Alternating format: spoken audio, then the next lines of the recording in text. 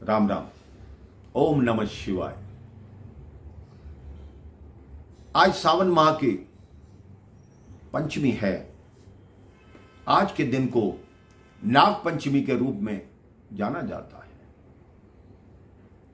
कहते हैं भगवान शिव के गले में सर्पों की माला है, नागों की माला है, तो इसलिए उनका भी पूजन किया जाता है। कहते हैं जो जो शत्रु हैं वो सब भगवान शिव के घर में रहते हैं, लेकिन वहां रहकर अपनी शत्रुता को भूल जाते हैं। आप देखिए, भगवान शिव के गले में नाग, भगवान गणपति का वाहन मूषक, भगवान शिव के गले में नाग, कार्तिकेय का वाहन मोर, भगवान शिव का वाहन नंदी और मां शक्ति का वाहन सिंह। सभी में आपस में विरोधाभास है, लेकिन सभी प्रेम से भगवान शिव के घर में रहते हैं। नाग पंचमी के विषय में जो कथा शास्त्रों में बताई गई है वो इस प्रकार है। कहते हैं किसी नगर में एक सेठ रहता था। उसके 7 पुत्र थे, 7 विवाहित थे, 7 बहुएं रहती थी। उसके घर में एकदम शांति थी, सब बड़े प्रेम प्यार से रहते थे। एक दिन सबसे बड़ी बहू ने सब बहुओं से कहा कि चलो सावन का माह चल रहा है, हमें आंगन लीपना है, चलो मिट्टी खोद कर लाएं। अब वो 7 बहुएं मिट्टी खोदने चली गई, लेकिन जैसे ही मिट्टी खोदने लगी वहां से एक नाग देवता निकल आए। बड़ी बहू ने उनको मारने का प्रयास किया, लेकिन सबसे छोटी बहू बोली कि बहन इसको छोड़ दो, ये मेरा भाई है। क्योंकि छोटी बहू सबसे अधिक विदुषी थी। उसने कहा सावन माह चल रहा है, मेरे भाई को कुछ मत कहो। अब सब मिट्टी खोद कर वापस जाने लगी।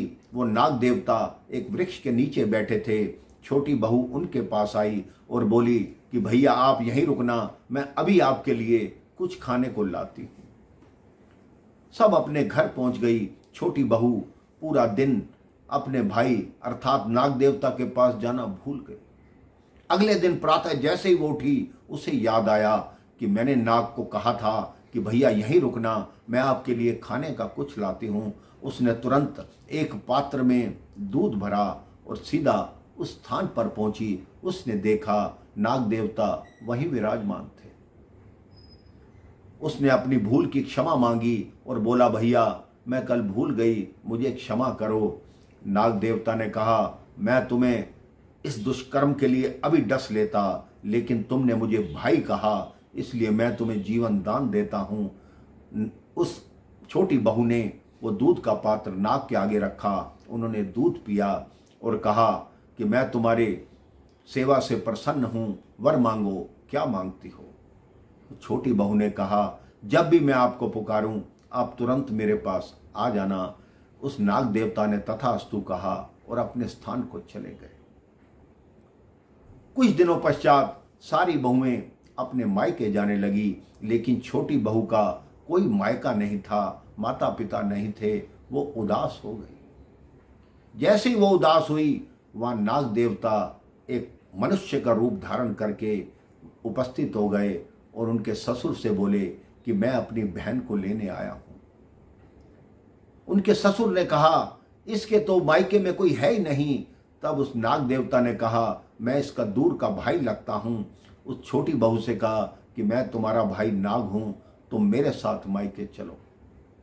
अब वो भी खुशी खुशी नाग के साथ मायके में जाने लगी। नाग देवता ने कहा जहां मैं ले जा रहा हूं वहां जाके डरना मत, मैं जैसे जैसे चल रहा हूं तुम मेरी पूंछ पकड़ लो, मैं तुम्हें वहीं ले जाऊंगा। छोटी बहू ने उसकी पूंछ पकड़ी और वो नाग उनको नागलोक में ले गया। वहां नाग की माता जो थी उसने पुत्री की भांति उस छोटी बहू का स्वागत किया, उसे गले लगाया, उसकी सेवा करने लगी, क्योंकि उस नाग ने अपनी मां को बताया था कि इसने मेरे प्राणों की रक्षा की थी। कुछ दिन रहने के पश्चात अब उसने वापस जाने के लिए विदा मांगी, तो मां की तरह, मायके की तरह उन्होंने बहुत सारे आभूषण कीमती मणियों का हार अपनी पुत्री को दिया, एक सोने की झाड़ू दी कि तुम आंगन में झाड़ू इस सोने की झाड़ू से लगाना।